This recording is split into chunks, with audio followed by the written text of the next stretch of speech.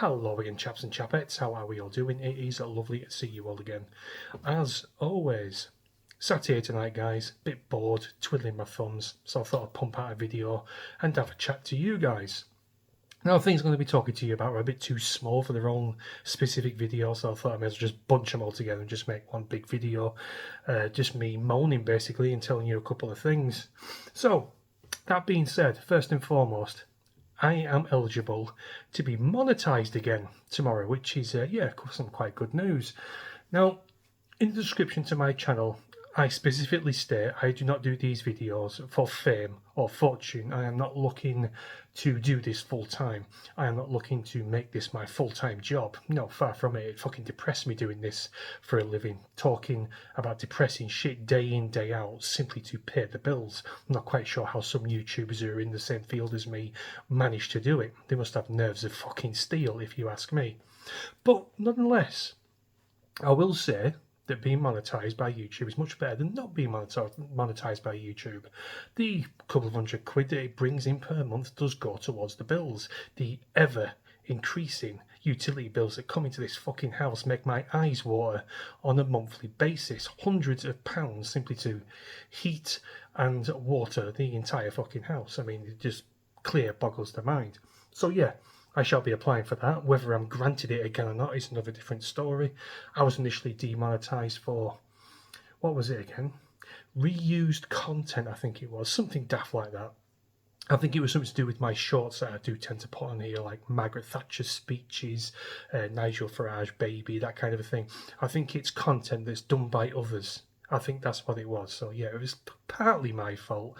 But then again, I was completely oblivious. I don't go digging into YouTube's terms of service and sit there for 3 hours reading pages and pages of fucking drivel.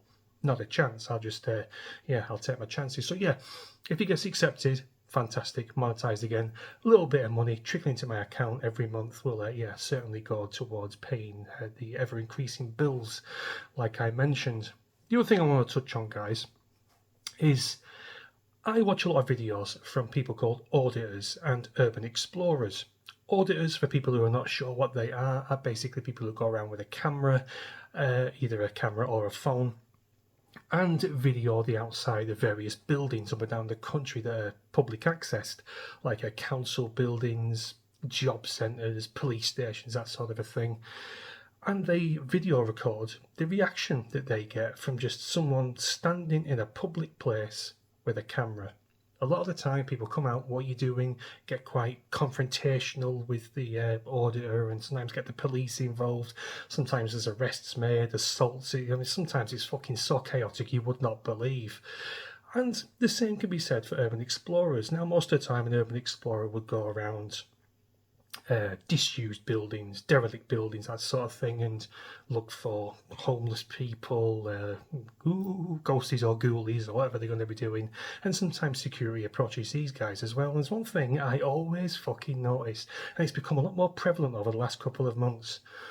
Every time private security, such as G4S or Serco or something like that, 9 times out of 10, they're always born outside of the UK, either from somewhere in Africa or somewhere in the Middle East, all the time, particularly when auditors do migrant hotels. They are never allowed in. Fucking hell, they are like prisons. You are never getting through. The security up the fucking arsehole in these hotels for obvious reasons. They don't want to know what's going on inside there. They don't want the taxpayer to know the fools they're being taken for with each passing day, and each passing day that more people get put into these fucking hotels at our fucking expense.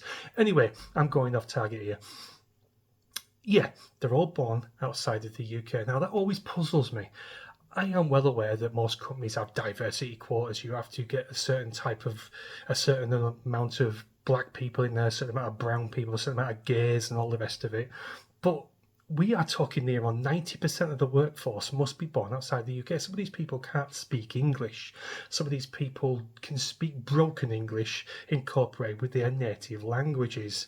And what gets me is, when you employ a private security, you want them to protect your building site, for example, or you want them to protect the area where your employees are working and keep your employees safe and the public safe.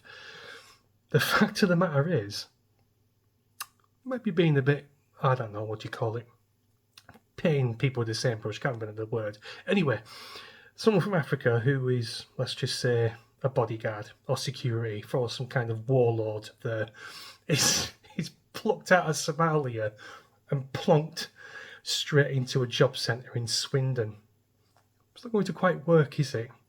A lot of people from other countries have very different ideas of what security entails, because most of the time these foreign security officers are the ones who assault the auditors. They either slap the camera phone out of their hands or frog march them out of a place where they're more entitled to be, legally entitled to be, and they are very, very aggressive. And yeah, it goes to show that how can I say this?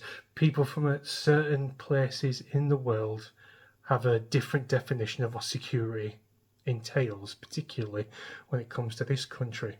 Very outlandish, some of these people are. And I do have one small example. I'm going to leave you with this, guys, because I'm droning on. I'm going to end up boring you all to tears.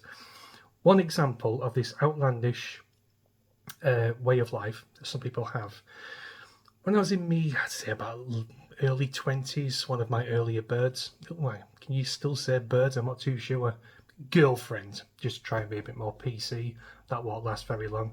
One of my earlier girlfriends. She moved up here from Southampton and we ended up, cohabiting together. It's the first time I moved out of my parents' house.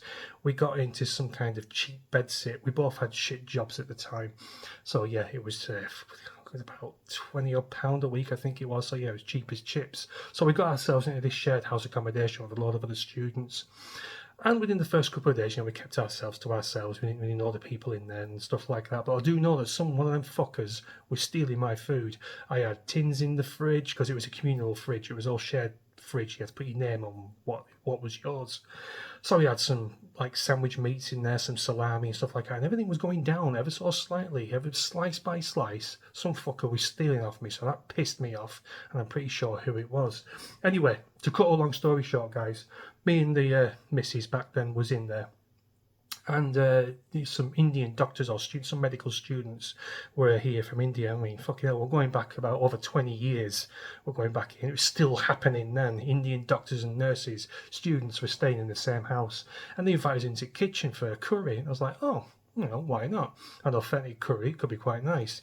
Me being quite liberal, a lot more liberal than I fucking am now. I thought, yeah, why not? So me and Mrs. went in, sat down at the table, come out with this massive pot of curry. I mean, it's just fucking huge. You could feed a fucking army. So they were dishing it out. They had a spoon to dish it out. I just want you to remember that. They had a spoon to dish it out onto the plates. All sat down. They started digging in with their hands, not knives and forks. With knives and forks in there, there was like a hanging up thing with knives and forks hanging from it. Digging in with their hands. And it really put me off. I was like, what if they've been digging into the food, into the pot with their hands? I mean, fucking God only knows where these hands have been. It just put me right off. I think I made up some bullshit excuse. I said it was too spicy or something. Anyway, I'm droning on, guys. That's the outlandish sort of thing I'm talking about. That's about a tame example, obviously. But yeah, that's what I'm talking about. Plucking someone out from the sub-Saharan desert somewhere and plunking them into a council building in Slough or something is it just doesn't work with me. I'm not quite sure why there's so many in there. I mean, some of them look like they've just been plucked straight from the fucking dinghies. The English they can speak is just non-existent. So I'll leave it there, guys. Bit of a different one, just me moaning about a couple of things, really. If you enjoyed it, let me know what you thought in comments, as always. Drop it a like. I've never actually said that before. Give my video a like. It helps with the algorithm. I don't really give a shit if you like it or not. But just, if you like it, drop it a like. And, I'll see you in a bit, guys. Cheers.